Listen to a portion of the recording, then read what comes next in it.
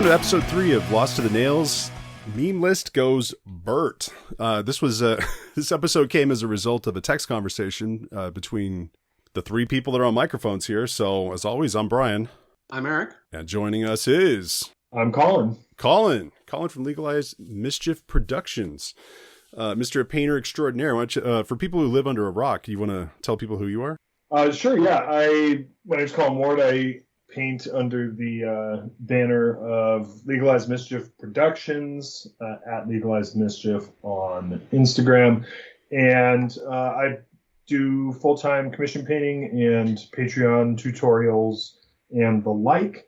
Paint for Warhammer community at times and also for my friends like Eric. So that's what I do. I paint models and I talk to other people about painting models and go on podcasts. So here I am. Yeah, and just for reference, I mean, before you moved to, you're in Idaho now, but before you moved there, yes, you were here. You were part of our local group here in the Bay Area, and man, I miss throwing dice with you for sure. Yeah, I mean, we talk a lot of trash over text and things like that for paint. You're definitely in my tight circle of go-to people when I run into a thing because we both know each other well as far as that stuff goes. But yeah, miss throwing dice with you too, man. Oh, absolutely. And of course, I'd planned to go back to California and hang out and do a thing in 2020, but I've heard 2022 is going to be very nice. So that's what they say. Summer of 2022 should be, fantastic. It'll probably be fine.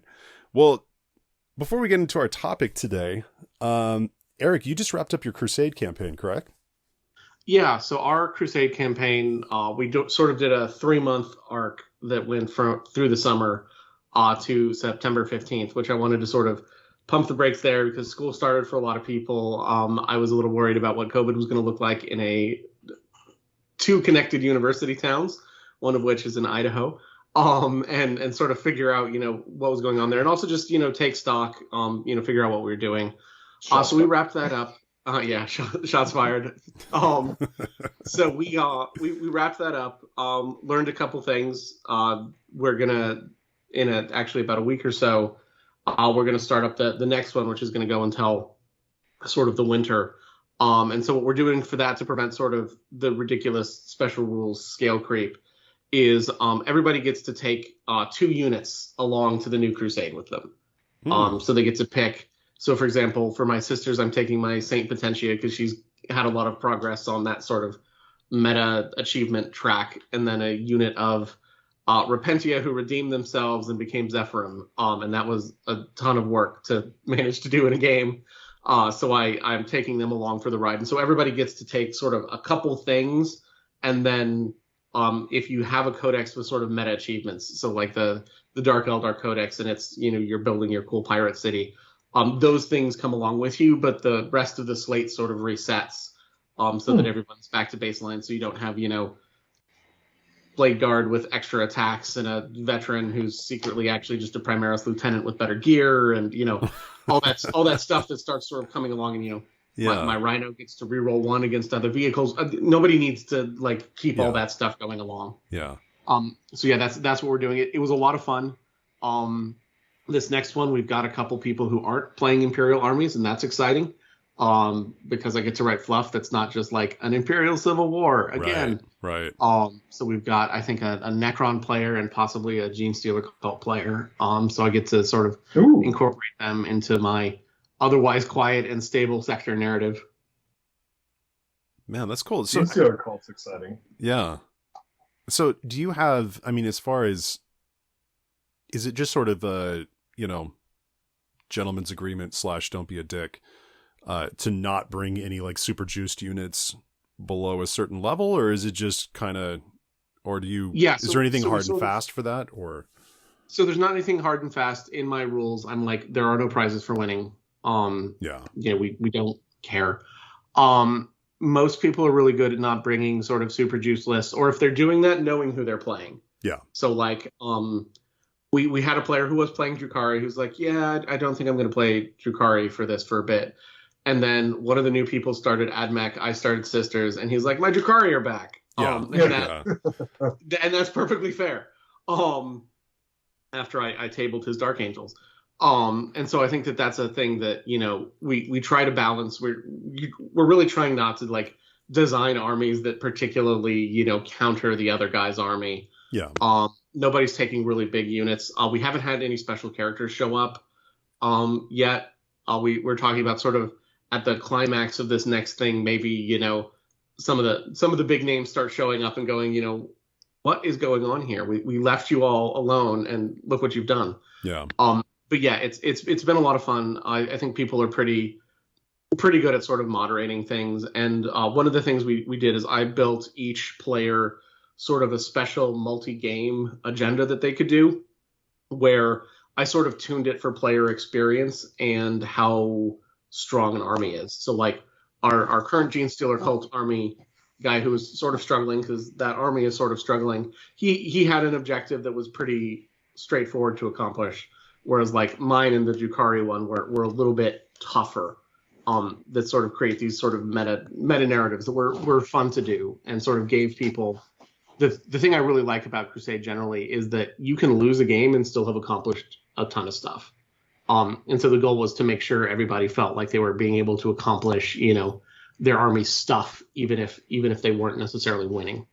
Yeah, weirdly enough, I mean, that kind of ties into what I've been doing recently, because I've really been struggling with, this is going to sound weird, and I don't want this make this sound like some sort of a Facebook post where I'm asking people to, you know, commiserate with me or whatever the deal is, but I've really been having a hard time getting fired up about 40K, either match play with, you know, secondaries or playing Crusade with agendas and things like that, because there's sort of a weird thing where I keep looking at it and I just keep thinking, I'm like, it seems like there are more things you can do that don't involve the other person, but they're required to sit there while you do the paperwork on it.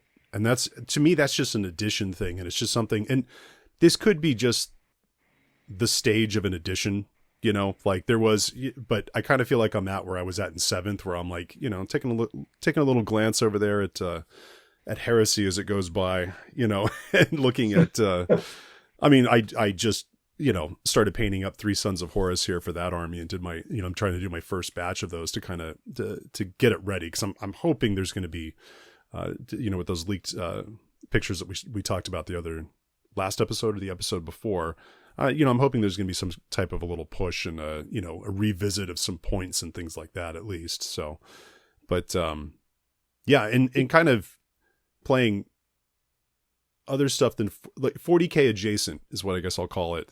Right. I've been playing Battlefleet Gothic, and good God, are there just parts of that game that, well, the entire game just speaks to me. I mean, just as far as the risk reward, you know, ramming ships, it's things blowing up and, you know, mosh pits of ships just, you know, causing chain reactions and exploding and flaming wrecks. And I don't know, there's just there's a certain something there. And I don't know, I'm just concerned for my wallet that my eye is starting to kind of creep towards Titanicus a little bit. And because it just, I'm like, wow, it's kind of like the ground version with giant, basically dreadnoughts, which I also have a thing for, and you have reactor explosions. That's yeah, I probably won't help by saying that in the little interperiod between our campaigns, I did play a Adeptus Titanicus game with my Legio Astorum and then the Murder Lords that Colin painted for me, that I have as my sort of demo and trying to sell people on the game. I mean, we just played with the basic rules. Like, we didn't use Legio traits. We didn't use stratagems. It was just sort of like, okay, get a feel for the game. And it's great because, yeah, you get that, like, things are blowing up. Like, a Titan going up is always exciting, whether it's yours or the other guys. Sure. You know, Knights making a ludicrous charge is like, yeah, like, go get them, little guys. So, like, it's... I think that game's a lot of fun. And I will say that, like, I've been enjoying Crusade a lot, but there is definitely a sort of... There's parts of it that are sort of a little bit rough, and I think that we are sort of in that weird, awkward place in an edition that, like, you're sort of like, okay, so what's next? Yeah, I will say, and we talked a little bit about this offline. We've been using the mission packs really heavily, and those have been really helpful. So there's one where, like, my army is retreating, and that is what they're doing. And Yeah. the whole thing is, how do I get off the board in good order while Dark Eldar are chasing me? And then similarly one where there was a really dynamic, like neither one of us want to go off each other's objectives and things like that. So there are some missions that add a little bit of variety there. That I would take a look at. But yeah, I think it's definitely a thing that, like, there's a little bit of a, like, I'm going to sit on this objective and just, like, press the button and get the thing. Yeah. That is sort of a little bit pervasive this edition.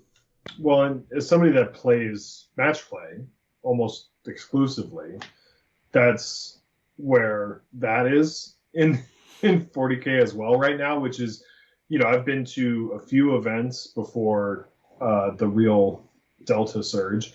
And whereas I'm not playing anymore. I haven't played in probably 6 weeks because I'm not going anywhere anymore. But there's very much like the games kind of all feel very, very similar. And you can play 5 games in a weekend, 6 games in a weekend. And because you're taking probably 2 out of 3 secondaries every single game, and they're not really dependent on your opponent. They're dependent on movement or, they're depending on just existing somewhere. Then that last kind of 1/3 of your secondaries, like, really doesn't affect the overall flavor of the game. And you just end up playing out. I mean, of course, it's still fun. And still, I still enjoy going to events and stuff. Yeah. But there is a kind of, definitely firmly in that, hey, does somebody, want to come to my house and teach me how to play AOS?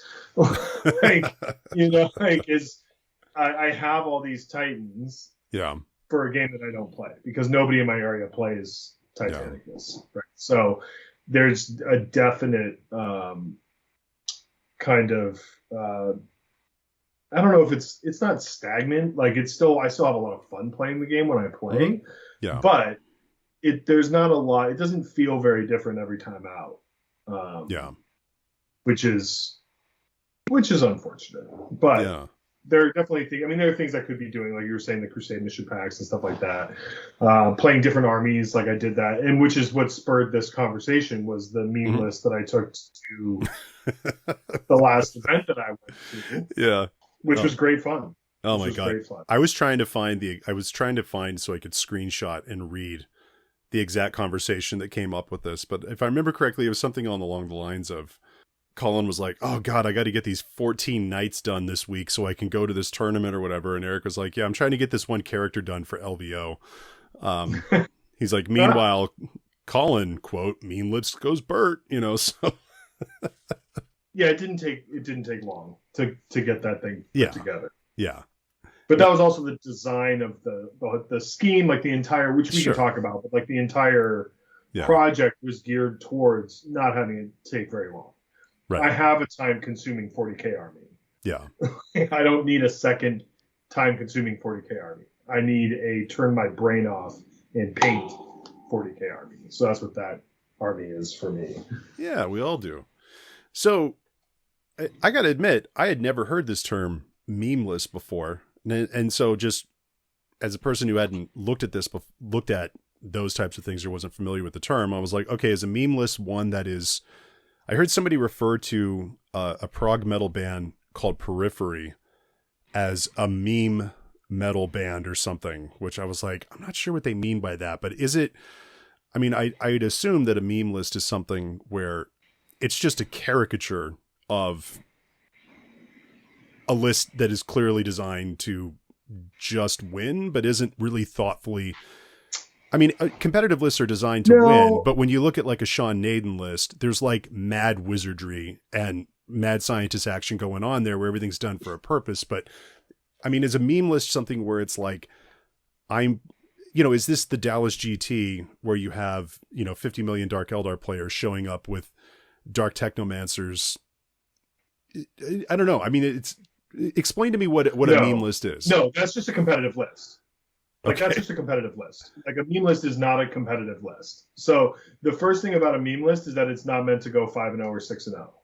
Like, a meme list is not going to win you an event. That's why you don't see them at the top of events. But a meme list it's closer, like if you think of a SKU list, that's much closer to it being a quote unquote meme list, is basically a SKU list, a meme list, but there's like an element of like, that's absurd. Like that's yeah, I think that's the thing is there's this continual spectrum where you have like competitive lists where every codex has some units that are really good, and competitive lists lean hard on those units. And then there's sort of SKU lists, which are like, yeah, this is my sort of one-trick pony. And then like meme lists are, so I have this one-trick pony and I dressed it up. There's gotta be, I think, that element of absurdity that has to be there.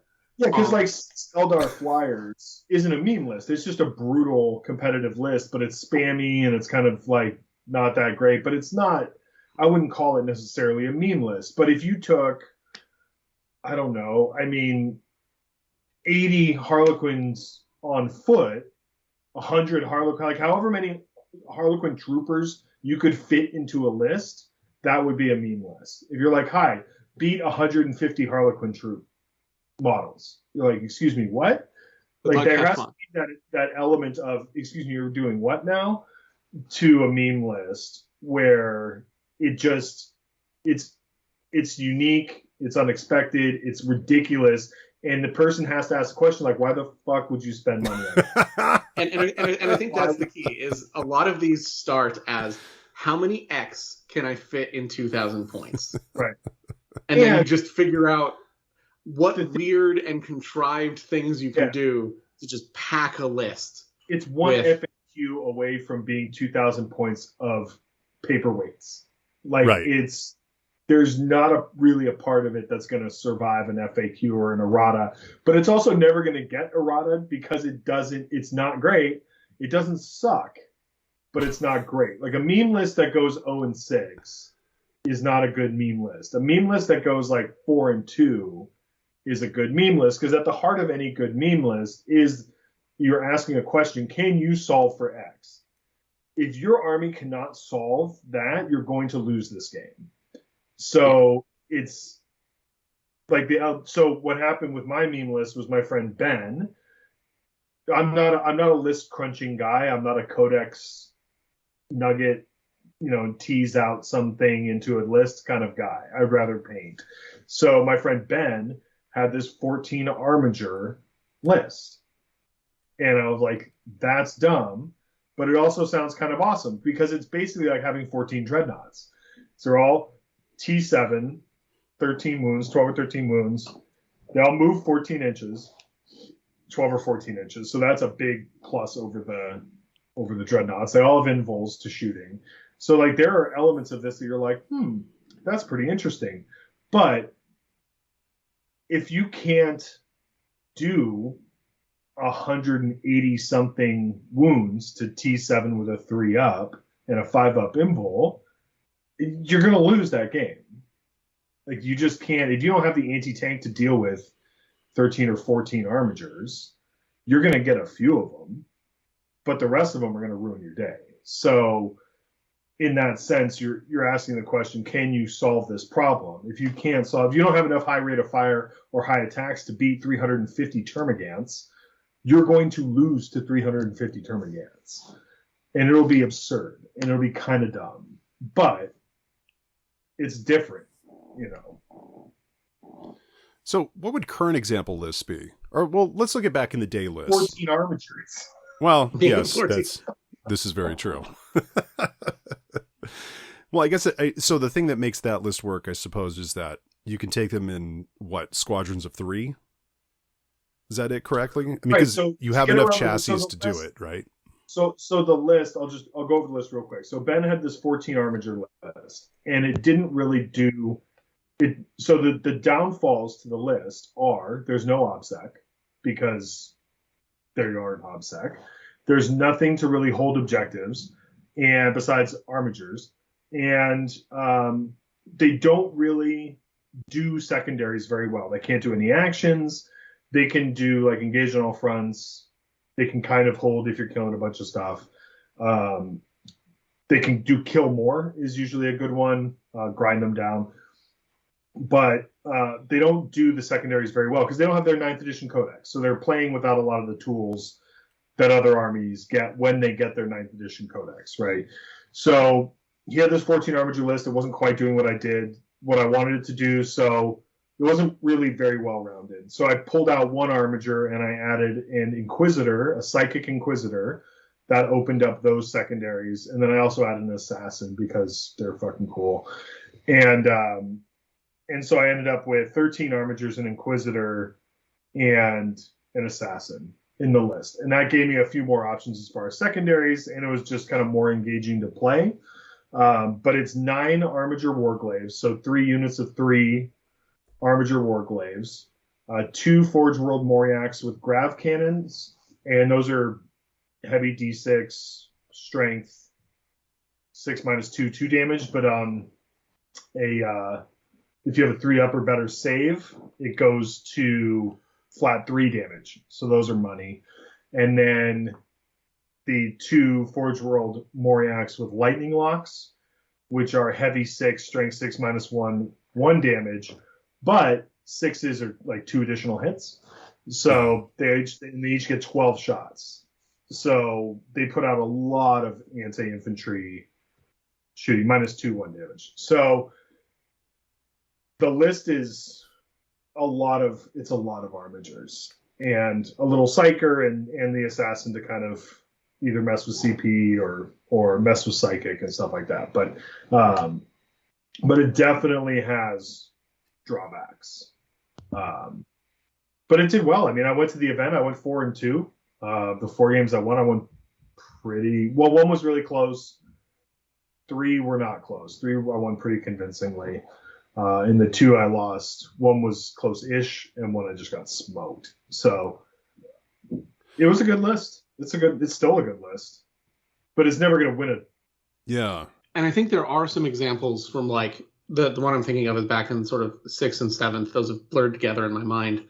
But like there was a fairly strong competitive list that was just Typhus and Plague Zombies. And that was very much it didn't necessarily win tournaments, but was one of those sort of, you must be at least this tall to make it to the top tables. You had to know how to deal with just a table full of Plague Zombies. Right. And that was one of these, can you solve, if you brought a bunch of, anti-tank stuff, it's wasted. Because, Gratz, your last cannon, murked a Plague Zombie.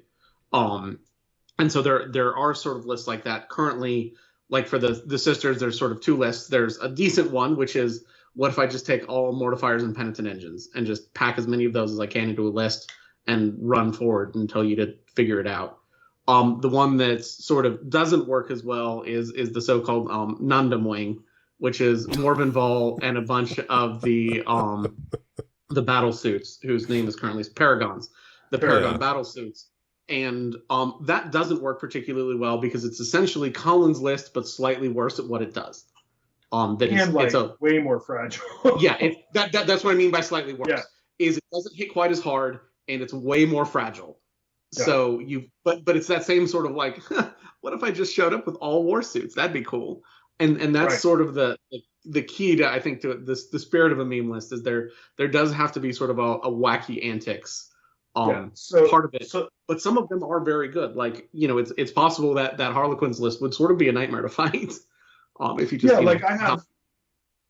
I have a desire. Sorry, I have a desire to do like how many Death Company can I fit in a list? Can I do 30 regular Death Company, 30 Death Company intercessors, assault intercessors, and like 3 Death Company dreadnoughts and like 3 Death Company and like Aseroth Lamardis? Like, how close to 2,000 points is that? But then you think about it and you're like, 60 Death Company and the 2 kind of beat stick characters like that.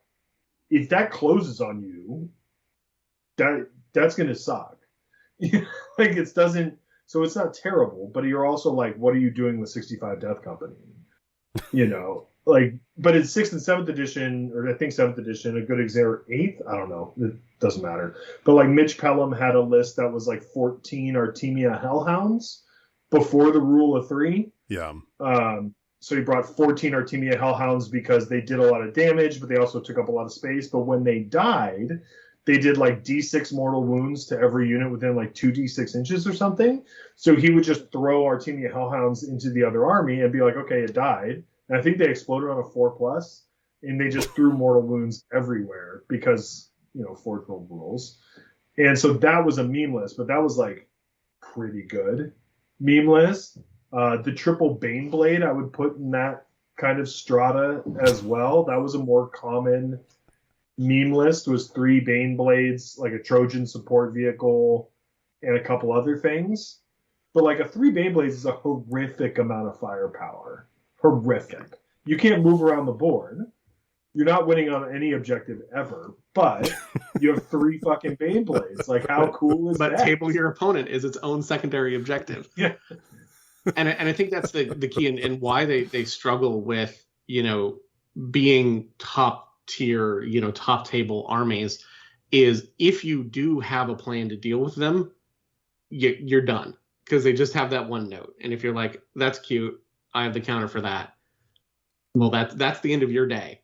And I think that's the key, is that unlike the sort of competitive armies, which are built towards, there'll be better matchups and worse matchups, but people do think about, like, how do I deal with the landscape of opponents I'm likely to encounter? Most meme lists are like, well, I hope I don't run into one of those, because if I do, I lose.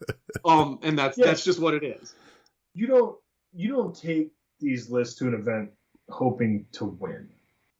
Like, I was like really surprised to be like 4-1 at the event that I went to, and then I got smoked round 6. But I was really surprised to be doing as well as I did. But the meta had shifted away from anti-tank. It had shifted more to anti-infantry with orcs and sisters and blah, blah, blah. So, like, I was in a good spot to play this specific list. But I had no delusions about, like Eric said, if I ran up into, I ran into another meme list actually and just got trucked, which was 2 Lord of Skulls, 2 Lord of Discordance, and I don't know, some other bullshit. But because like a couple Mauler fiends, fuck it. Yeah, I mean, the critical flaw of my list is that it's based on, so all the Warglaves have Melta Lances, which are really great, but they're assault D3. So if you're rolling a 1 or a 2 if you're rolling for 1 shot, you're hitting on 3s, or if you advance, you're hitting on 4s. So like if you start missing with the Melta Lances, like there are things that could definitely go wrong, to where if it's not, there's not like a lot of backup, there's not a lot of well-rounded game plans. It's like, I'm going to shoot the crap out of you, I'm going to close with you, and I'm going to charge you, I'm going to hit the crap out of you. If one of those things doesn't work, it's going to be a short game, and not in a good way. I'm legitimately looking at the notes going, I didn't have the definition of this thing. How am I recalibrating the entire fucking episode and what I'm doing? So one of the things Colin mentioned, which I think is really how these lists sort of work and why they're fun to play and how they sort of happen, is that idea that they're pretty simple usually to play. They're not one of these things where you've got, an entire side table of stratagem cards laid out and, you've got, okay, turn 1, these 2 things have to happen. They're generally sort of, especially with a lot of meme lists, they're sort of a front towards enemy, just go and do the thing. And you only have to do the one thing. So I think that's one of the things that makes them work really well is, first of all, you learn that thing really well. Like you know how an Armiger or a bunch of plague zombies or, a bunch of penitent engines, you know how they work now. There's only a couple stratagems that apply to them. And the plan is usually pretty simple. And so they tend to be, the Hellhound list is literally like drive forward, do as much damage as you can, roll a 4. And that's right. The whole strategy. Daigo boom. And yeah, almost, Daigo boom. Like, I think it took him like top 8 at LVO. Yeah. And so, wow. And that can often be a very powerful strategy, but I think what that does is it lowers the amount of sort of cognitive overhead you have. Yes. To really let you sort of see and play the game and know very intimately what your units are doing, in the same way that someone who's, played the same list for, you know, an entire edition has that really good, like, okay, then I do this because this is how this works. Yeah. Because I think you get a very similar thing with meme lists because you've only got maybe a couple variations on a thing. You've only got a couple stratagems that'll matter. You know what those will do. You know what you have to do. Like, I need to shoot you, then I need to get into combat. And if neither one of those things works, oops. But, like, that's all that is. So, like, for the, you know, Colin's hypothetical, you know, oops, all Harlequins list, that is just, like, run forward. Don't die. Get in combat with the other guy. I like how Eric's considering the 150 Harlequin Trooper list subconsciously. I mean, that'll break me because, and this is why I don't play meme lists, is because for me, by the time I painted a meme list, everyone would be like, "Oh, like cool callback to 3 editions ago, bro," and I'd be like, "Yeah, that's where I'm at." True. But like that's really the spirit of all these things. You know, if you think about like an all penitent engine and mortifier list, that's not hard to figure out what they're supposed to do. Yeah. They run forward, you shoot a little bit, they get into close combat, they die, they fight again, roll the 4+, and they explode. That's the whole army.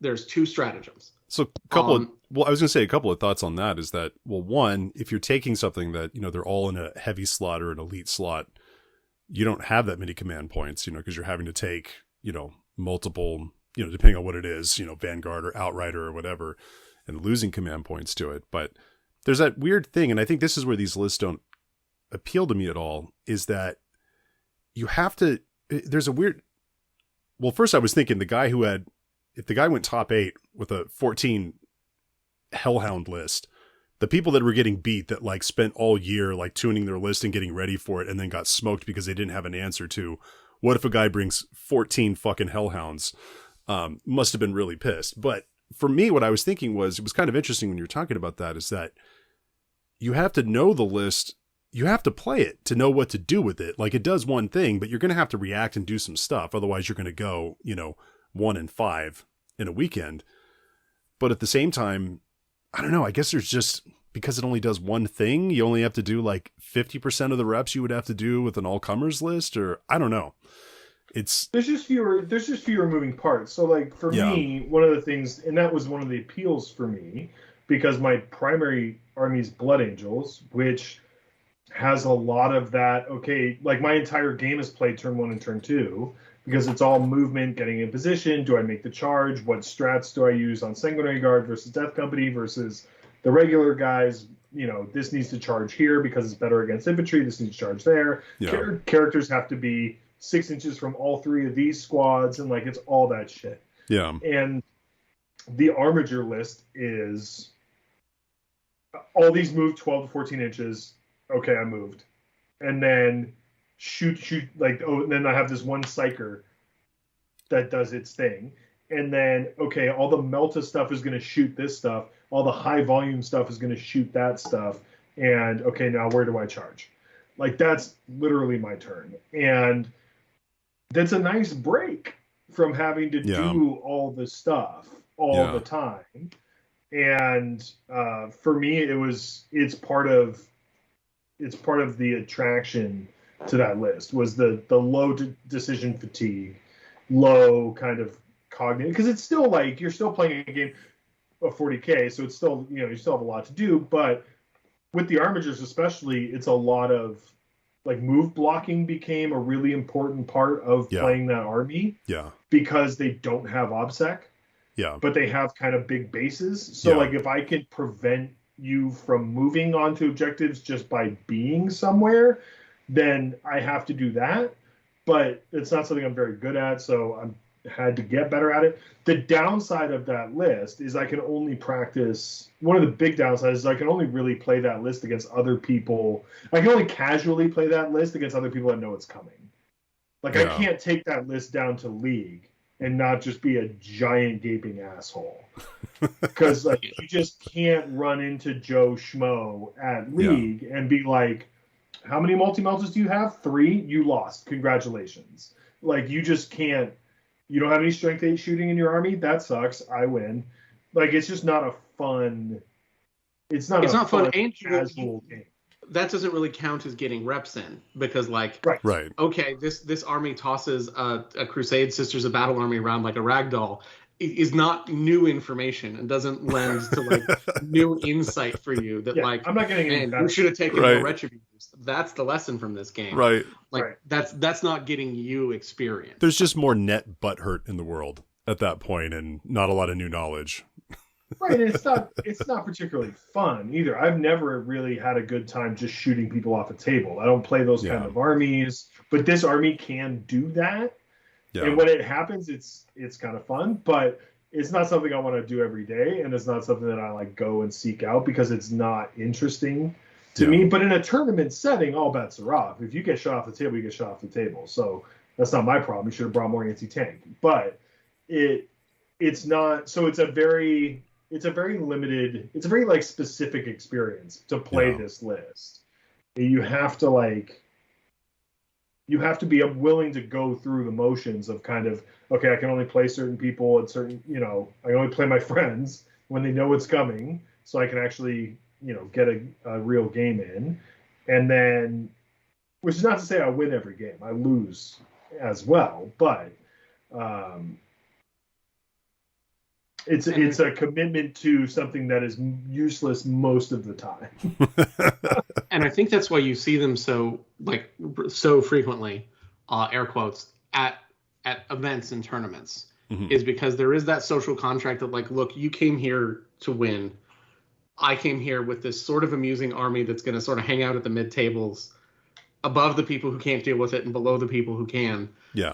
But like, you can't really be upset at a tournament if someone brought a weird effective list, because that's what tournaments are for. Yeah. And so like in 6th and 7th edition, my wife at some point asked me how many wolves could I fit in a Space Wolves list. And I sat down and figured it out, and through, contrived amounts of formations and Canis Wolfborn and et cetera, you could get like 70 some wolves in a normal tournament list. And I desperately wanted to just take that to a tournament, find the other guy who was running Typhus and a bunch of plague zombies, and just be like, yeah, we're going to be here all day. Right. Like this is going to be terrible for everyone. Right. And and just accept that.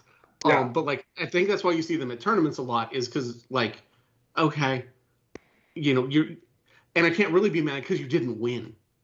Yeah. Like, you didn't win the tournament. A list that was actually a tournament winning list beat you. But it's really hard to get mad about like, okay, so you brought a really effective list against my army, when that's what you're supposed to be doing. Right. Another great example, sorry, real quick, now that you mentioned wolves, was like Don Husin, who's a very good player. Because for a period of time in, I think, 7th or 8th edition, maybe 8th, his list was a Mastodon full of Wolfen. That was his list. He just walked up to the table, put the Mastodon on the table, and was like, all the Wolfen are in there. And then he drove up, unloaded the Wolfen, charged everything, and killed everything. So, like, that's a meme list. But in the hands of a good player, it does pretty well. Like, I went 4-2 at a major. That's a pretty good showing, regardless of whatever army you're playing. 4-2 at a major tournament's a pretty good showing. So, I'm proud of that. But I also played this ridiculous list, and had a great weekend. I had a good time. So, and wasn't best painted, which was cool. There you go. So if we take this, if we go memeless to something a little more practical, because all three of us are collectors when it comes to our armies, especially Colin, you take it to 11, but like I do the same thing with like my World Eaters armies and Drukhari and things like that, where I'm just like, I like this corner of the army and I'm just going to paint the piss out of as many of those units as I can. So just collection wise, I have a lot of flexibility with that. Right. Themed lists are actually a pretty good way to sort of explore, a particular sub-faction within the army, right? So Colin, you were mentioning your Blood Angels and the whole kind of Death Company bender that you went on, as far as like, what all is, I know you have a Death Company Land Raider. How many Death Company total do you have? Like, if you were asked to field, we're playing Apocalypse and we need you to bring the Death Company, what would you be able to bring? I think fully painted, I think I have 35 I think I have 35 with jump packs, 10 with just regular power armor to go in the Land Raider, and then 10 Death Company intercessors, and Leviathan that's painted in Death Company colors.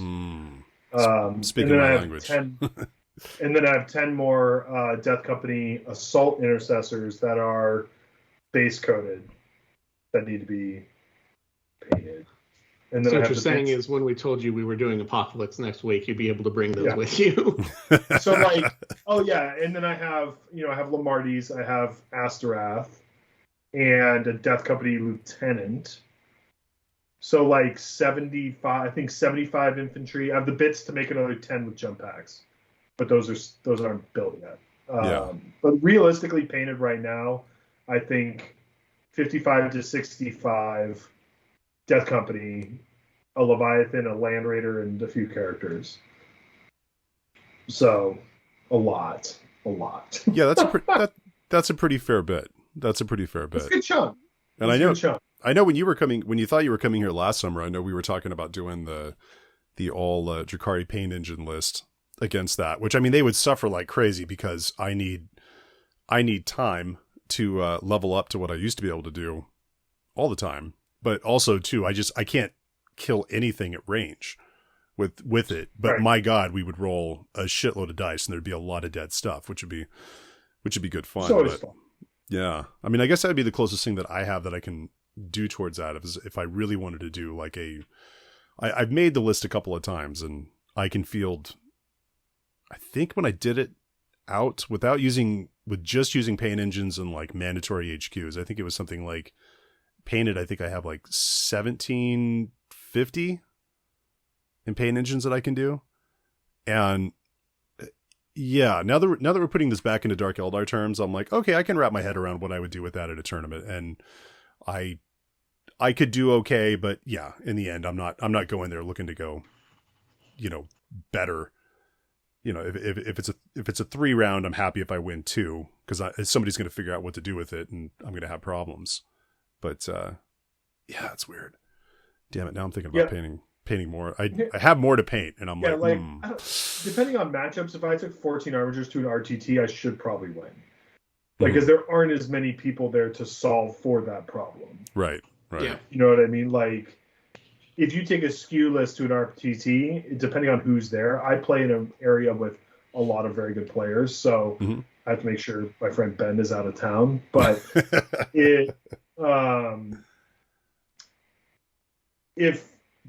there's that element of like, well, how many Talos and Kronos can you fit in the list? Right. Right. But the trick is that list right now is not very good. Right. 14 Armigers is pretty good. Yeah. So there's that element to it as well, where it has to not just suck. Yeah. And I think the difference though with like one of those lists and like what is actually a meme list is, as you rattled off what you have, you've got assault intercessors, you've got regular intercessors, you've got a Land Raider, you've got a Leviathan Dreadnought. You're leaning on sort of a theme, right? But you're not leaning on a shtick. Yeah, right. You're not leaning on a meme. You're not. It's literally not just a one sort of note like, what if this unit?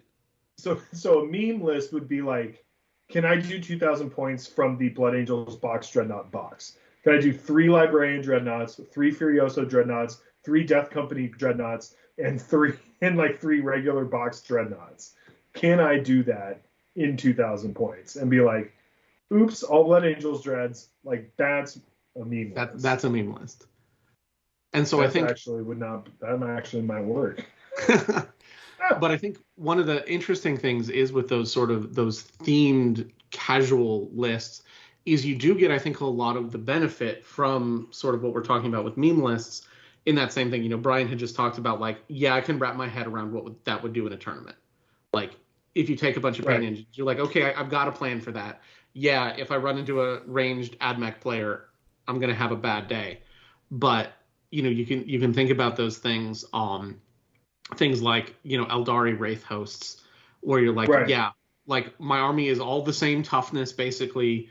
I've got only a couple weapons loadouts, the number of psychic powers that are going to benefit me is somewhat more limited, so I can, you know, sort of focus on things.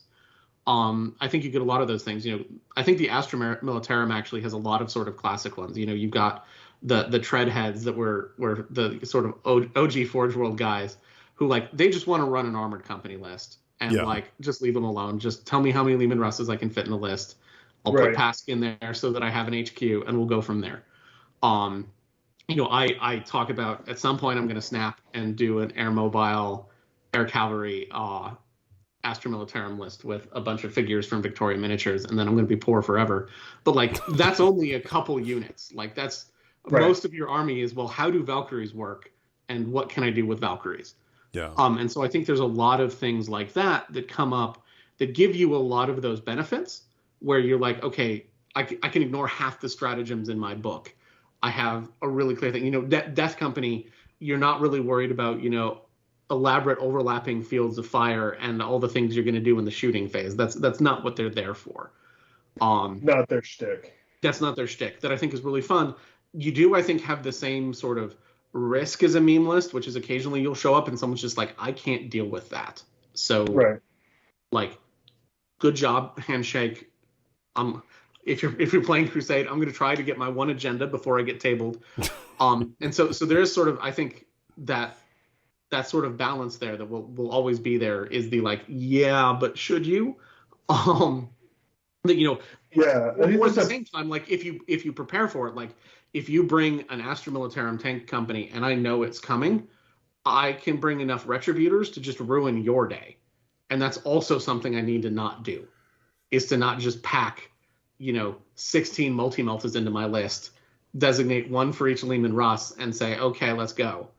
And so I think that's the thing, is you still have that sort of hard counter problem on both sides, but I think it's a little bit less of a problem, and I think it's harder to get mad at people.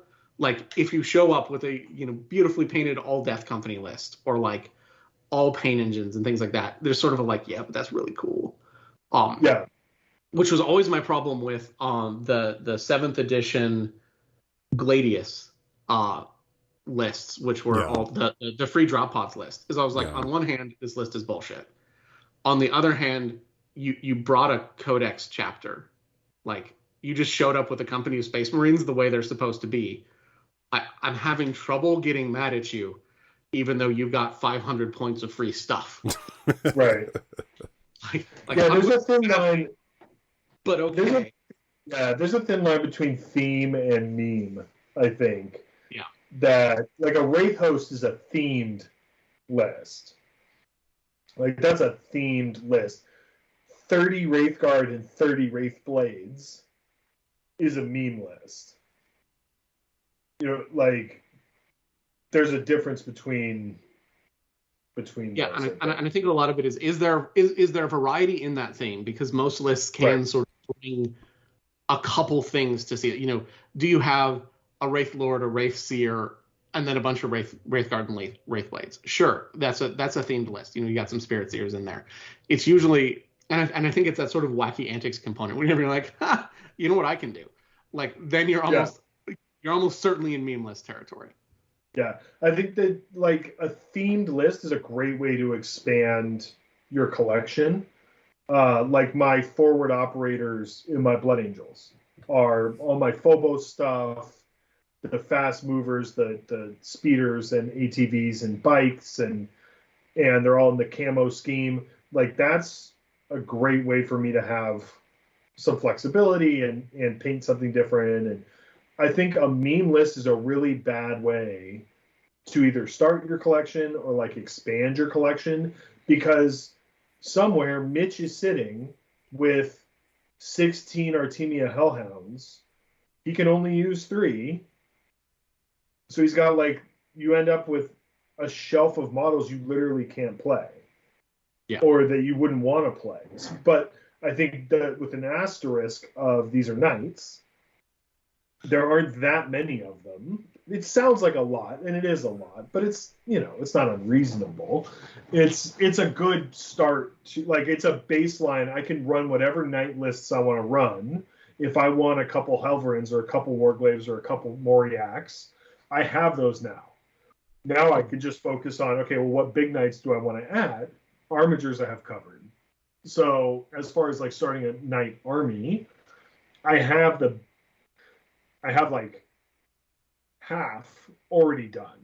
And now I just need to add in, like I'm adding a Valiant, I'm adding a Lancer that you sent me, Brian. Thank you, Brian. And yeah, that thing was rotting in my basement for like 5 years, and I was like, it's time to send it on. But I also got like a Castus Asterius with the giant conversion beamers, which is 750 points of suck, because I want to keep like the theme going of like, that's dumb, but also really cool. What is it doing here? You're like, oh no, it's just here to look cool and be dumb and then die.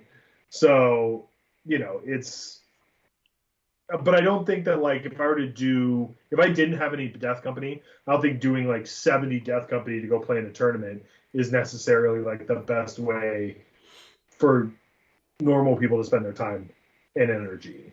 Yeah. I think you have to have a screw loose to want to do something like this. Right. And so like I've thought about do it. yeah.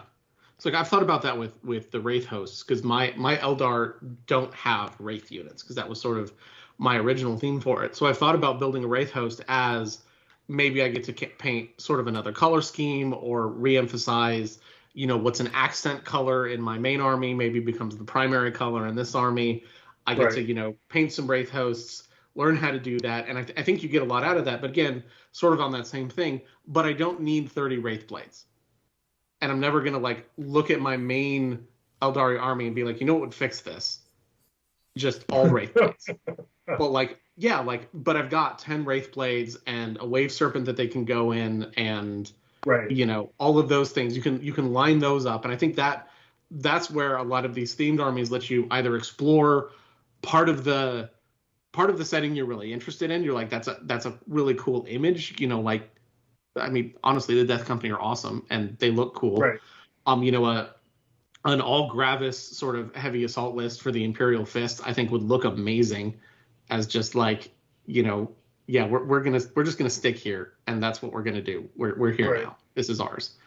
You know, I think those things are all really potentially good things, and then also you get to learn those things sort of outside the context of having to deal with your full army. Right. You know, you're like, okay, but right now I'm only playing Wraith Host. I'm gonna get really good at understanding what all of these units can do and can't do. Right. And then sort of start bringing them in as I'm like, oh yeah, you know, that's a really cool thing that I can do.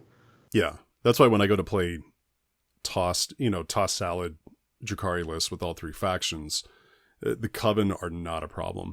You know, I mean, like those, I just, from playing, Coven only builds for a long time, when I go to play, you know, a tossed salad list and put those in, I mean, those are the least of my worries as far as using it. I remember people telling me that they were like, well, what do you do with racks other than sit on objectives? I'm like, you do a lot of things actually.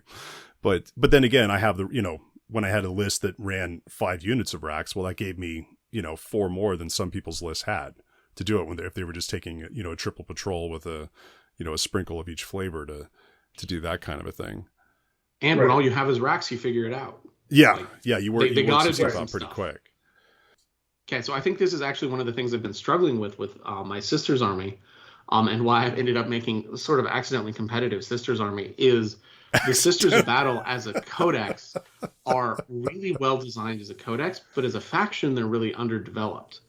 You know, if you say, oh yeah, I'm going to bring my White Scars Space Marines army, you're expecting, bikes and troops and vehicles and, maybe some fast moving things like that.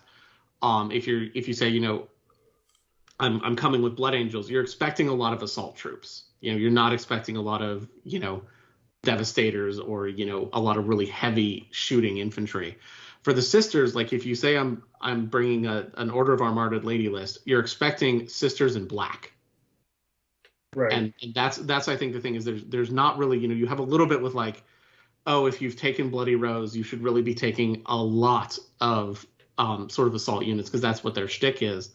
But there's not a lot of sort of the ability to clearly subdivide the list, especially because I think they've done a really good job sort of de-emphasizing the sort of priest elements of it.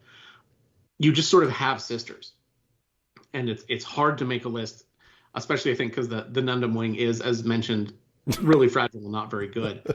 I think there's a real difficulty building a really heavily themed list. You sort of automatically are going towards like, well, I'm leaning a little bit on this, but like, what Sisters of Battle Order doesn't use Repentia?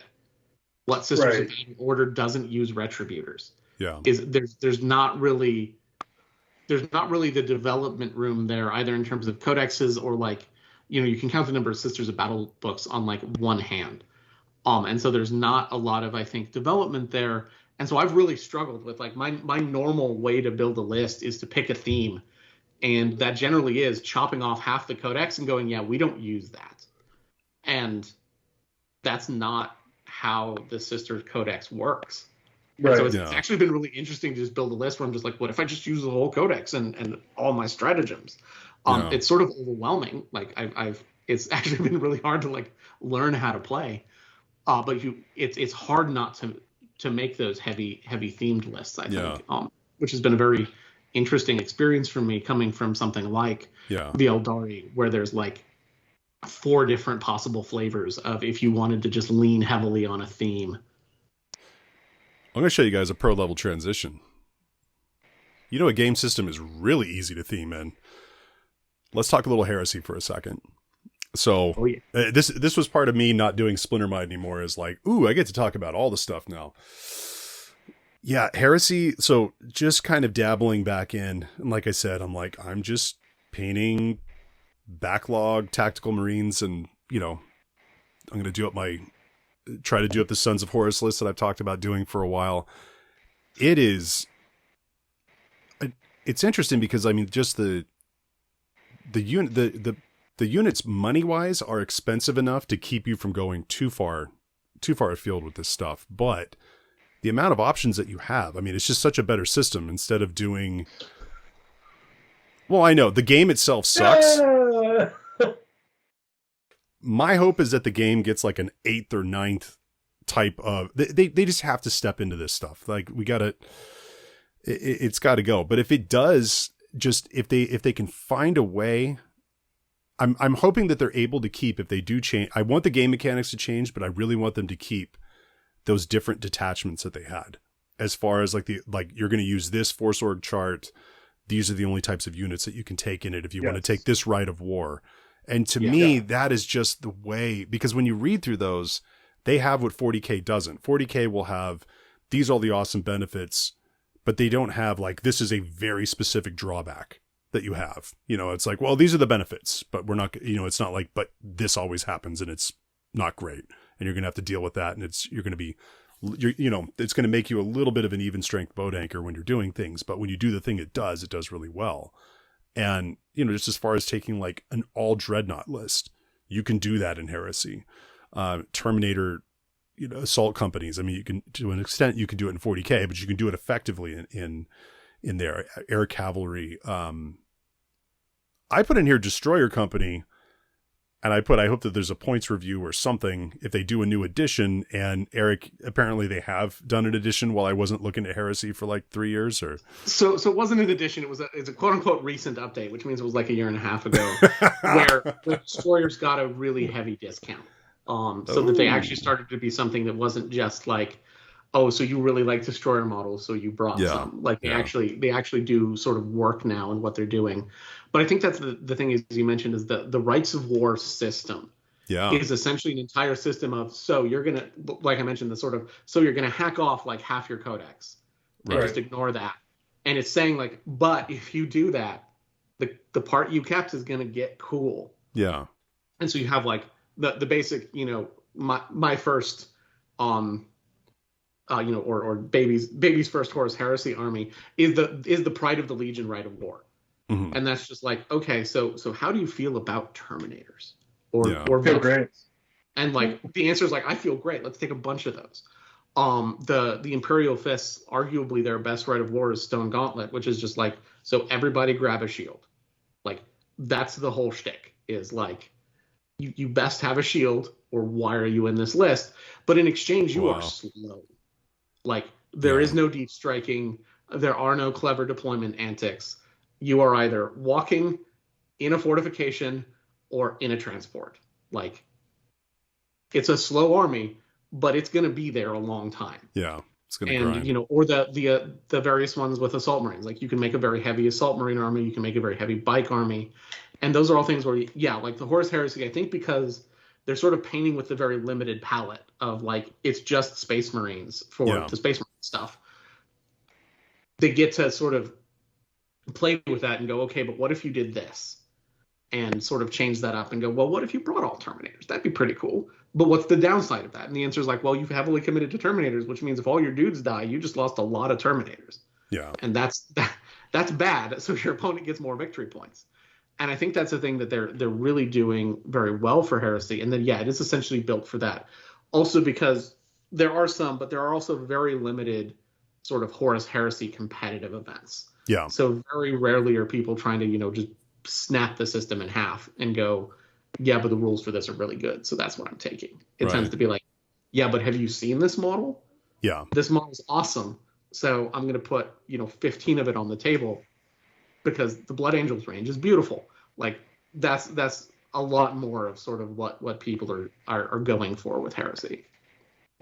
Well, there's a lot more. There's a lot. I feel like when I think about Heresy, I think about those iconic moments and those iconic confrontations, and those lend themselves to themed lists. Yeah.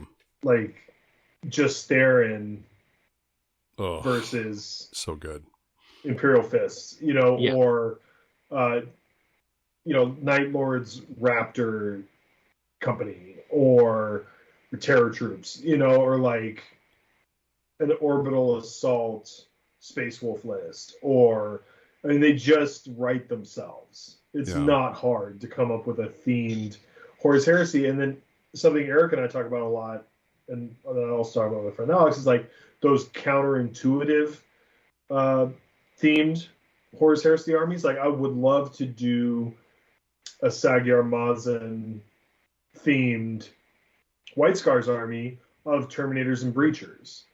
Because in Path of Heaven, they're the boarding assault element because they're redeeming themselves through death. They're redeeming themselves as a chapter by dying in battle. And who dies? The guys that are first on the opponent's ship when the ramp lowers and they run out, and literally everybody on the other ship is waiting for you. Those are those guys. Like I want to build those guys, but they're like, who expects to see White Scars in Terminator armor and boarding shields? Like that's just not what you think of. But it fits, and it would be fucking rad to do if the models weren't so tight. So I'm waiting. Yeah. You're waiting for new rules. I'm waiting for new rules and a scale adjustment. But that's neither here nor there. Or I'm just going to do it using Primaris Marine bodies and just make people just explode on the internet. But and meanwhile, the Maple Leafs might win the Stanley Cup before any of that happens. So, and I mean that's the thing, and we've joked about this, Colin, that someday I want to show up at a doubles event with that list for you. And I've got 15 Imperial Fist Assault Marines. There you go. Like, yeah, you weren't expecting that, were you? And so like those jet bikes have +1 ballistic skill for all the bolters on them. So I think that's the thing, is that you can play with both those sort of counterintuitive lists and those iconic moments that like you want just Terran Terminators, and you want, you know, Imperial Fists in a shield wall holding a hallway. You want, you know, the Dark Angels being spooky and weird and carrying around a bunch of guns that nobody else gets. You know, those are cool. Yeah. And I think that's a lot of what fuels the Heresy. You know, I talked about, you know, if I ever start a Trader army, I just want to have like 19 World Eaters, just Marines with chain axes and a Praetor, and just stick them in a Spartan and just be like, like they're going forward, and they're gonna, you know, do what World Eaters do, and maybe they'll do well, maybe they won't, but it's gonna look cool when like 20 dudes with chain axes and a lot of blood splatter effects pile out of a Spartan. Like that's gonna look awesome. I can tell you firsthand, it works. And it looks awesome. Yeah. It looks awesome. 20-man assault squads with chain axes, I can tell you, also works as well. Yeah. Yeah.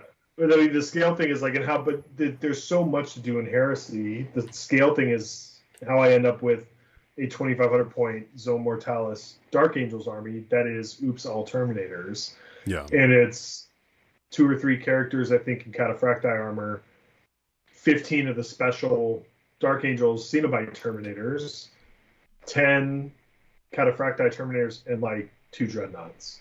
Yeah. And I'm done. That's a Horus Heresy army. It's like 30 models. That's a big Horus Heresy army for Zone Mortalis. Like that's, and like so you add some tanks to that, and you're fully done. And you know, I think I know a couple guys with some Zone Mortalis tiles. Yeah. Yeah.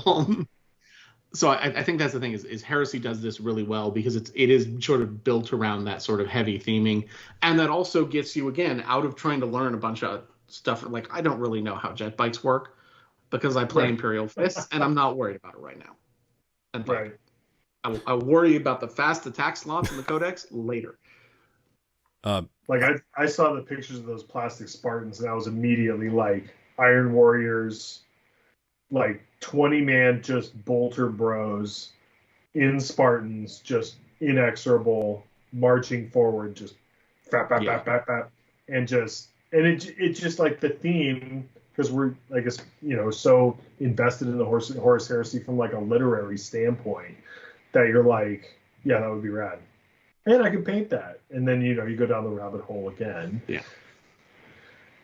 Well, Eric, I can tell you also from experience that the jet bikes in Heresy, they really work too. Yeah. I keep being like, I keep hovering over them, and I'm like, yeah, no, you get free shipping if you bought like 3 units of those, and then it's like, that's not saving money, Eric. That's last I was actually looking at some for this Sons of Horus thing. I was like, oh, that'd be a great unit. Like I painted my World Eaters ones, God, 8 years ago at least, something like that. But yeah, the conversion rate and inflation change thing has those things are absurd. Yeah. No, you almost get free shipping on 3 of them. Yeah, the end of the Great Brexit sale made me sad because that was fueling a lot of my Heresy purchasing. Yeah. Yeah, no, I own 6 of those, and I'm like, yeah, I won't be getting 6 for this army because, you know, now I also have kids on top of that. So making more money than I did back then isn't changing the math for me at all. Yeah, they're spendy boys. So to go to another game, because I know, Eric, at some point we're going to have to talk Titanicus. I know nothing about that game. I mean, I've watched it played. I've looked at it. I'm Titanic is curious, but I mean, themed with lists with that, as I understand, are actually pretty easy to pull off, correct? Yeah, so I think very similar to sort of Heresy, you're benefiting from that sort of limited palette where there's Warhounds, there's, you know, Reavers, there's Warlords, there's the Warmonger and Warmaster, and that's it. So like you can then look at how do I take various spins on that to create really themed lists. So the sort of classic one, the one everybody goes to first is Legio Audex. And, you know, because who among us doesn't like the phrase fire the Ursus Claws? And so, like, they can only take Warhounds. And so just take a ton of Warhounds, try to put Ursus Claws on some of them to sort of make that work and sort of lean on that. With a lot of the mana pools do a very similar thing to the Rites of War in Heresy, where it's essentially like, okay, so you can only take some of these things, but they do really well when that does that. So like if you want to take, for example, all Reavers, there's the Corsair mana pool where like you're now really mobile, you're all over the place. And a lot of the sort of Legio traits lend themselves to certain types of tactics. So like Legio Storm, the Warp Runners, who's what I play, get a ton of benefits from moving forward quickly in the first couple turns. And essentially they get to sort of keep their stuff up, but also they get better repair rolls, so they're a little bit more durable. And so for me, that really speaks to a slightly more mobile, very sort of midfield dominant army. And so like I start thinking about taking, for example, there's a mana pool that's 2 Warlords and 2 Warhounds, and they all sort of just march together. And for me, like the ability to move a little faster keeps the Warlords up with the Warhounds, and that durability when you combine with combining shields is just going to make an opponent's day really hard to sort of shoot through that thing while I, fire back at them. Whereas for a lot of other armies, especially a lot of the trader armies, they're starting to get a lot of things that really encourage them to move forward, to be really disruptive. One of the things I've liked a lot, and I'm hoping to see this when they release the new trader book, to see more of this. The loyalists tend to sort of favor keeping it together as their theme. Like, there's a lot of bonuses to command. There's a lot of things to make sure things keep working as combat occurs. And a lot of the trader stuff is like, so hear me out, run forward and kill the other guy. Mm. And I think that we're going to see that sort of continue. And so there are really a lot of things that sort of lend themselves well to that. But then there, again, as sort of Colin mentioned, you can also build sort of theme lists that are counterintuitive. So like, you could build a list for one of the loyalist chapters that's just like, what if a bunch of warhounds and they're just all up in your face doing all kinds of stuff everywhere? And so I think there's a lot of room there for leaning on those things. Also because like you only get 3 weapon selections on a Titan, and you want to make sure they all work together. So you start thinking about, how do I make sure this force works together, because you've only got a few units. Right. And so like, if you're leaning on a thing, you sort of need to lean pretty heavily. Yeah. Yeah, like Defensor, from what I understand, this is me not having played a single game, but from what I understand, it's like a heavier, their tactic, you want warlords in your list because their tactic is for like one, I think like pre-game you get to shoot. Like if I remember correctly, yeah. If you get to shoot twice with a Titan turn 1, basically. And it's greater accuracy at extended range or something. Like one Titan in that maniple is absolutely going to ruin your day turn 1. Well, you're not going to play that on a Warhound. Yeah. You want a gunned up long range warlord for that tactic. And so that already kind of crosses out a bunch of maniples. And so from a collecting standpoint, my defense, I'm working on 3 warlords right now for Defensor. I have a War Master and a War Bringer, 1 Reaver. But that's like pretty much going to round that out for more kind of fast, smaller Titans and stuff. I'm actually going to switch over to Legio Ignatum, which is a more aggressive Legio, which will be fun to paint and, do something different. But that will reward that style of play. So it's a good excuse to be like, I can do 2 Legios, And I think similarly, because there's not a really robust sort of Titanicus competitive scene, a lot of people are Playing their legions sort of as they want to have them feel. So Right. Legio Solaria, like even though it's not restricted to Warhounds, that idea of like a legion that does a lot of ambushes and a lot of, things like that, people build towards sort of lighter Titans with those because they want that sort of feeling, where a Solaria warlord should be an extremely rare thing that shows up, and it should be accompanied by, outriders and things like that. Whereas like Legio Mortis is getting a lot of write-up in, the Horus Heresy series and the Siege of Terra series for big, scary, relentless Titans. So like, yeah, maybe I'm going to take a lot of warlords because they're cool, or, War Masters now. Legio Astorum, my guys, like, as far as I can tell, they're a little bit arrogant and have fancier gear than everybody else. And so I am sort of playing them as like, yeah, but our stuff's awesome. And sort of playing to that sort of semi-arrogant, theming behind things, which again means like a lot of warlords. Like, no, we brought the good Titans to the party.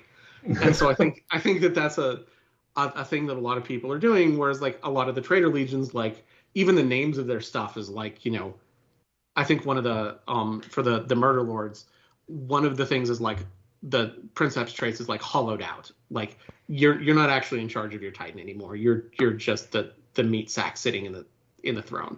Like that sort of lends itself to like, I'm gonna play some unhinged Titans with a lot of like chain fists. And that's gonna be great. And so I think you get a lot of that theming from there that I think is really strong and does do a lot of really cool sort of things that go along with the theme, with the setting. Occasionally you'll have Facebook groups where people log on and they'll be like, hey, I'm starting AT, what's the best legion? And everyone's like, well, I don't know, what colors do you want to paint? Like, Yeah. Right. Because And I I mean, think like also- my themed Defensor collection is 6 models. yeah, You know, and I'm moving on to the next one. It's 3 Yeah. Warlords, a Warmaster, a Warbringer, and a Reaver, and I'm like done with them for now. Yeah. I'm moving on. Yeah. You know, so it lends itself to being able to be like, oh, that themed collection is it. That's great. That's fun. I have like Feral Knights for Titanicus. Cool. You know, it's so low model count that you can really lean into a theme without having to do like a 2,000 point army of theme. Yeah. Without being like, this is my $5,000 worth of Horus Heresy models. Like, Right. it's just like, Right. you know, if you want to do Legio Audex, that's what, 4 boxes of Warhounds at most, and you're done. Right. Right. Like, and you've got all the loadouts you could want. You've got a couple different sort of choices for things. Yeah, even with the Forge World parts, Brian, it's only like $300. Just FYI. I'm pretty Yeah. sure AT-18 is the cheapest WB to get into. I'm just saying. Well, Or Aeronautica Imperialis, which we haven't. no. even touched on I'm yet. going to take my headphones off if you start talking about that game because I don't want to hear anything about it. But, well, one thing I can say on the notes, I'm going to jump ahead a little bit. So as far as There are next notes? episode, I got this. Oh, I got to turn this off. Oh, I got to turn off my screen thing. I got to go legit. You're going to see my messy ass house here. Okay, Yes. all right. It begins. Yeah. There you So go. for those It's who a- are not on Skype right now, that is the Adeptus Titanicus. That looks like the Grandmaster set. No, this is just No, the regular. starter- It's a regular one. Starter? Yeah. Yeah, Um, the better one. I got to tell you, it is a blessing and a curse to live 12 minutes away, your front door to the front door of Herrick Games. They're not open on Sunday, but I did text Sky and I was like, hey man, I really want to get this bike or this box and I want to open it up and just, oh wait, I'm going to take a pull off of this really quick. Take a shot. That new box shot. Yeah, there you go. And that fresh polystyrene smell. Oh God. Yeah. I'm a little lightheaded. That is, yeah, I'm jumping in. I for our next episode, we're doing Titanicus. Eric, you've been busy and, I wanted to surprise you with it anyways, because I know you really wanted to do this episode. I have, Josh and Jody to come on, the 2 big local guys that play it like crazy. And yeah, they're taking me in. We're going all in. I let them choose which Legio I was going to do. If you had to guess, what would Colin, you know my play style more, right? Eric, you just know my general Your nonsense. way of being. Where would you send me? First of all, it's going to be I don't Trader. even know the rules for Titanicus, so I'm the wrong person. I literally will have, I mean, probably 2 entire Legios before I play a game of Titanicus. Like, I just don't even know. It's my favorite thing to paint, and I love it. But for you, I don't know, because I don't know what the different rules are for the different. Colin, check it out. Just let Eric go, and then just go. Yeah, that's what I would do. Yeah, that tracks. Eric, where would I go?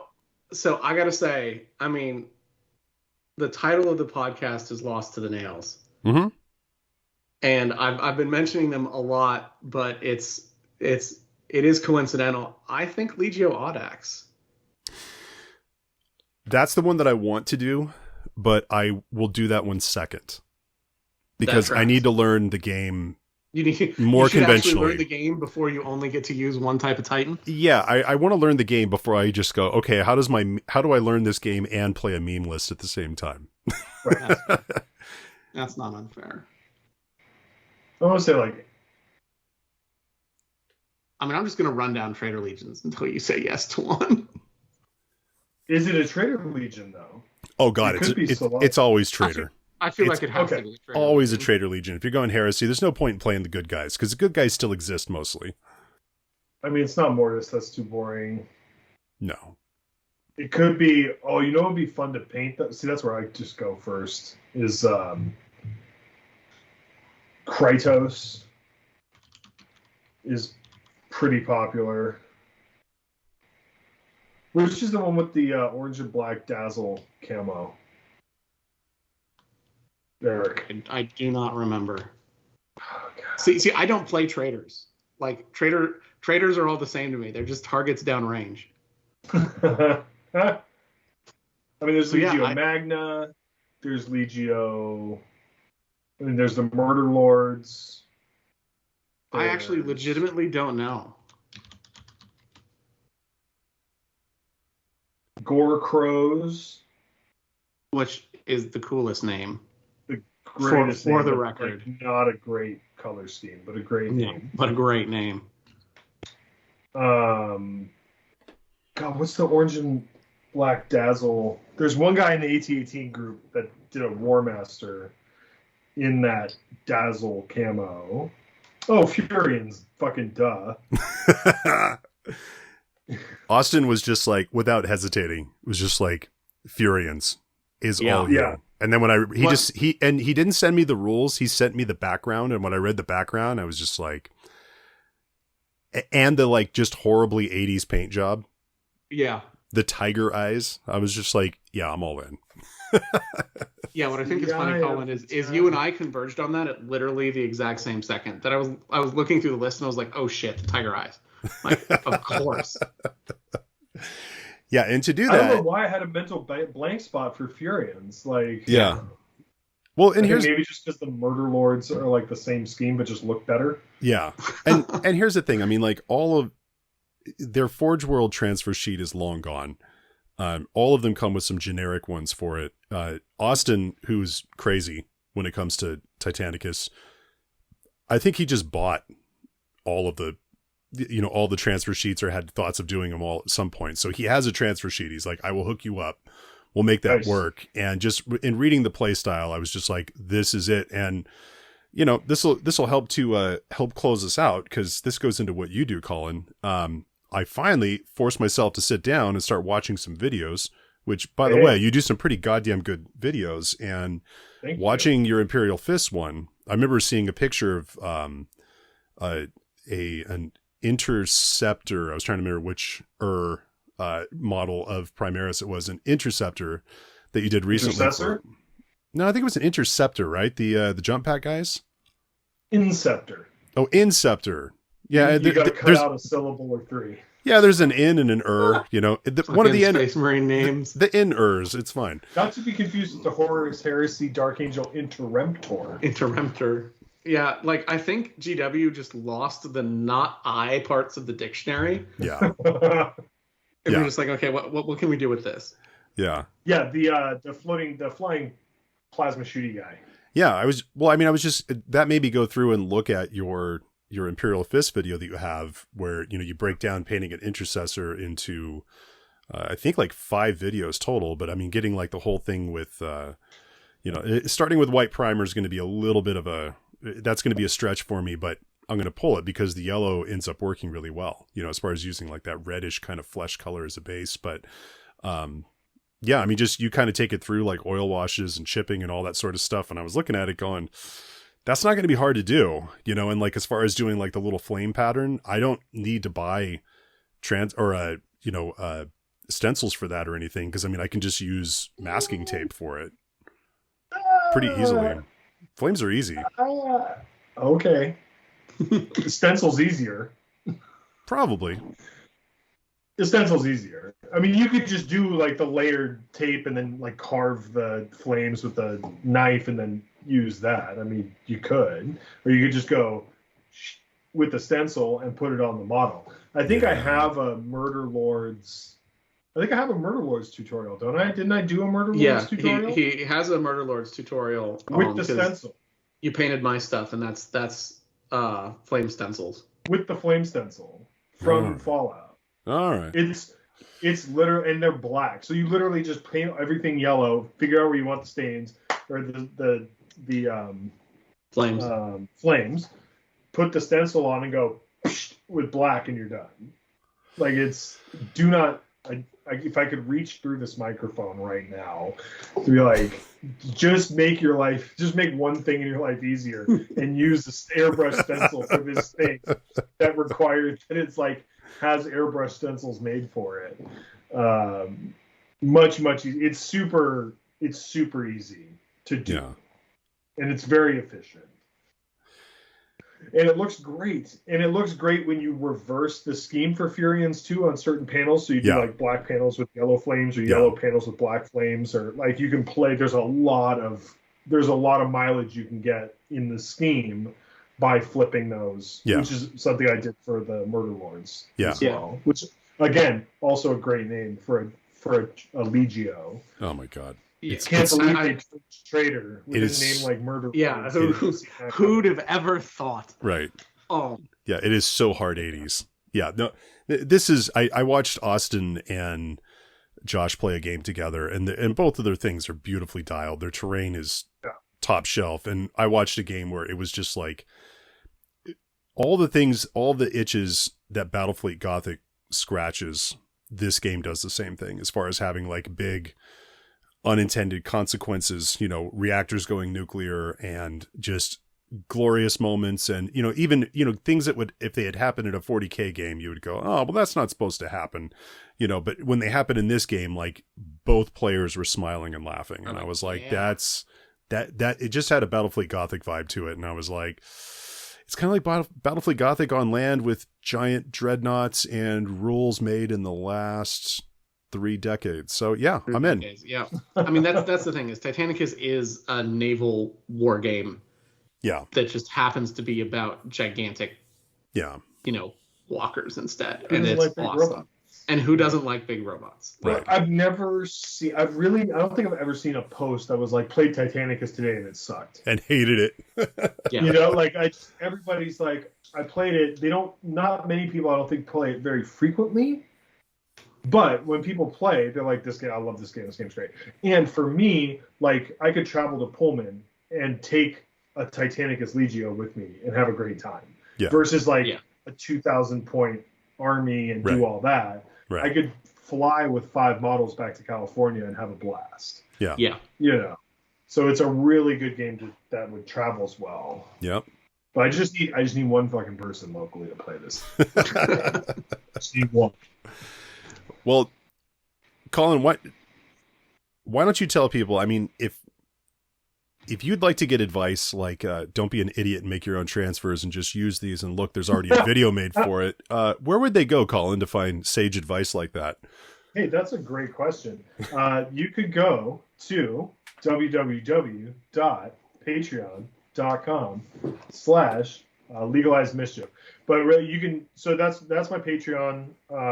It is a great value, I think. So you can find over 300, I think, video tutorials at this point on anything from a lot of 40K content, a lot of AOS content, a lot of a surprising amount of Titanicus and 8mm scale content, but ranging from paint recipes and things like that to theory or just organizing a project or how to approach painting a model before you even put paint on it, and color schemes and things like that. So there's a lot of variety. I put out, I don't know, 10 to 12 videos a month, and it's like $7.50 a month, $7.50 a month. So I think there's a lot of value there. There's a Discord, which is a lot of fun, and it's just a good little community of people that like to paint. It's positive, and I have fun doing it. So yeah, as someone who is on that Patreon, the Discord community is great. Colin's advice is great. I message him fairly frequently with either, Colin, I don't understand color theory, please help, or like, surely somewhere you have already made a video solving this problem. So recently that was, I'm painting a bunch of penitent engines. I wanted the people in the penitent engines to look like maybe they weren't put in them, particularly gently, and there's some, bruising and things like that. And Colin was like, well, here's 2 videos. There's like the really detailed, really great, like really, really involved way. And then there's this other way that'll get it like on the tabletop really quickly. Here's a video for both. And that happens a lot. I think it's genuinely one of the Patreons I'm the most fond of. And the community you have on Discord is great. It's a bunch of people who just like to hobby. It's really supportive. There's a lot of like, yeah, that's cool. It's pretty chill. Yeah, it's pretty chill. As it should be. and it's a great resource. Like really, I message you because we're friends, but like really what I should do is check the video archive first to see if Colin has already answered this question on To be fair, Patreon's archiving is abysmal. So I have like a 12-page PDF that serves as an archive, which is not ideal. So messaging me is fine, Eric, and you're my friend. So like Brian messages me, and he doesn't pay me, so it's all good. Or do you know? No, you're good. You're good. You can message me without being a Patreon member. Just a heads up. I appreciate. Yes, but I'm a big fan. I appreciate the support. Paying for things I value. Well, I mean, not always common in the hobby, but but no, it's a great community. I'm very grateful that I'm able to do it. I paint full time now. I have been for a couple of years actually. Between the Patreon and commissions, I'm not taking a ton of, but if you want to reach out and talk to me about a project, I'm always happy to talk about a project. But I'm more selective now than I used to be, so I don't want to bury myself. And I have this Warhound Titan that is always in the back of my mind for my friend Eric that will one day get built. Yeah, I'm afraid of assembling Warhounds, so I just sent it to Colin and was like, please deal with this. Please fix this for me. Been on my shelf for like 2 years. 2 years now. Oh, wow. And that's been okay because there's been a global pandemic. But I think one of the other nice things about your Patreon that I really like is that we sort of tease you about being able to paint fast, but you do paint very quickly. And so one of the nice parts about it is it's a lot of advice for like, so you want an army of this rather than like, so you want a single display figure of this. Because, there are some Patreons that I'm on that I'm like, that's awesome. That's beautiful.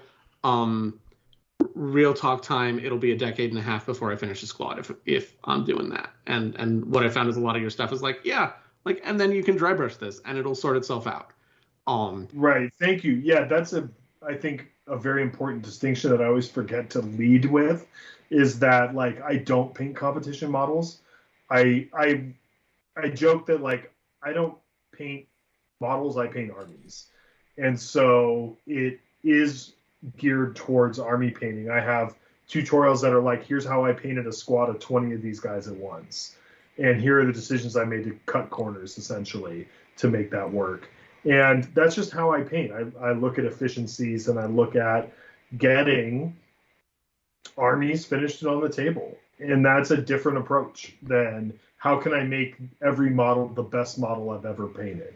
Ain't nobody got time for that. So, this should, my tagline should actually be something more along the lines of like, this shit's already complicated. Let's not overcomplicate it. Like it's buy the damn flame stencil.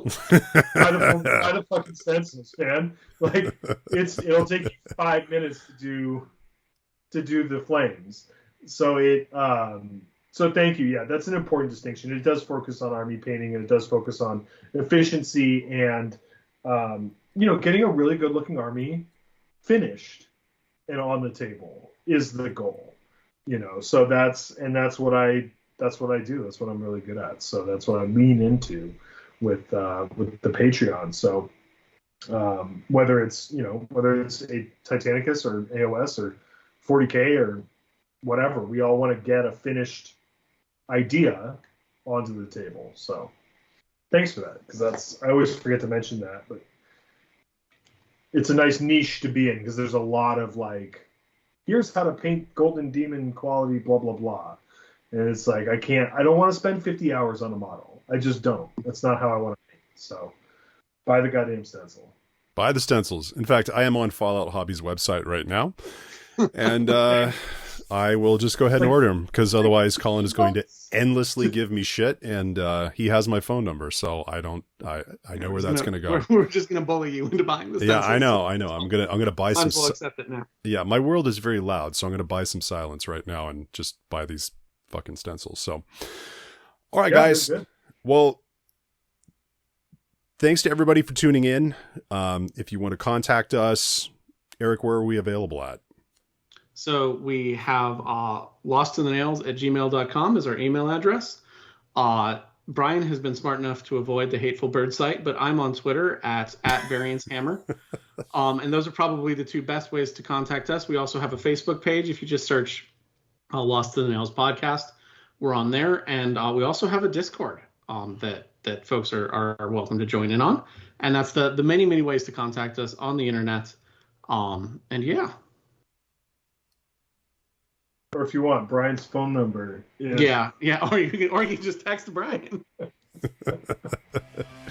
Or not. All right, guys.